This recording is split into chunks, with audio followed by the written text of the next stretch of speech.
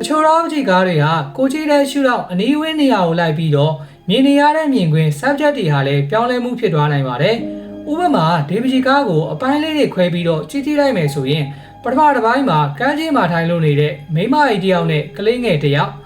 ဒုတိယတစ်ခုကတော့ကျွန်းကျွန်းနဲ့တောင်ကပြန်ပေါ်မှာရေးထားတဲ့အမျိုးသမီးတစ်ယောက်ရဲ့မျက်ဝန်းတတန်ဟန်ဒါတွေအားလုံးကိုခြုံပြီးတော့ကြည့်လိုက်မယ်ဆိုရင်တော့